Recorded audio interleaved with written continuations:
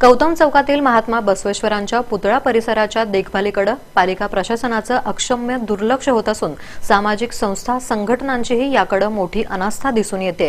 ही दुर्दैवीच गोष्ट म्हणावी लागेल।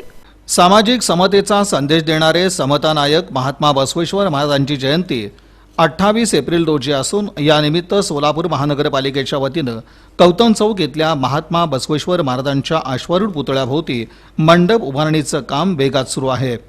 जयंतीनिमित्त मंडप उभारणीचं काम हे पालिकेनं हाती घेतलेलं असलं तरी वर्षभर या पुतळा परिसराच्या देखभाल दुरुस्तीकडे मात्र पालिका प्रशासनाचं अक्षम्य दुर्लक्षच होतं। एकदा का बसव जयंती झाली की मग वर्षभर या पुतळ्याकडे अथवा परिसराकडे पाहायचंच नाही अशीच भूमिका पालिका प्रशासनाची असते। विशेष म्हणजे महात्मा बसवेश्वर महाराजांच्या विचारांचा वारसा घेऊन चालणाऱ्या काम करणाऱ्या सामाजिक संस्था संघटनांची देखील तीच भूमिका राहते हे सगळ्यात दुर्दैवी म्हणावं लागेल।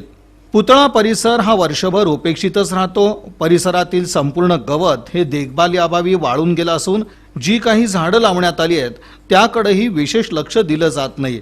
पुतळा परिसरात जागोजागी कचरा दगड गोटे असल्याचं दिसून येतं। खरं तर हा पुतळा परिसर विविध प्रकारच्या फुलझाडांनी शोभिवंत केला पाहिजे। वेळोवेळी रंगरंगोटी होणं, चांगल्या पद्धतीचं गवत लावून त्याची देखभाल होणं गरजेचं असताना दुर्दैवानं ते होताना दिसत नाही। पुतळा परिसरातील फरशा जागोजागी निघालेल्या असून 2 पैकी एका खांबावरील फोकस गायब आहे। वायर देखील खराब होऊन तुटून पडलेल्या आहेत। फक्त एका खांबावरच फोकस असून त्याची अवस्था म्हणावी तशी चांगली नाही। बसव सर्कलच्या फलकालाही तडे गेलेत। खरं तर महात्मा बसवेश्वरांच्या पुतळा परिसर सुशोभीकरणाचा विषय हा केव्हाही गांभीर्यानं घेतला गेला नाही। समाजातील संस्था संघटना अथवा नेत्यांनीही याकडे गांभीर्यानं पाहिलं नाही। एक दिवस जयंती करायची की काम संपलं अशी उदासीन भूमिका या ठिकाणी सर्वांचीच दिसून येत आहे। लंडनमध्ये महात्मा बसवेश्वरांचा पुतळा उभारला जातो। मंगळवेढ्यात राष्ट्रीय स्मारकासाठी प्रयत्न केले जातात। मात्र सोलापुरातील भव्य दिव्य अशा त्यांच्या अश्वारूढ पुतळ्याकडे आणि परिसराच्या सुशोभीकरणाकडे दुर्लक्ष होतं। आत्मा याबाबतची अनास्था दिसून येते। ही दुर्दैवी गोष्टच म्हणावी लागेल।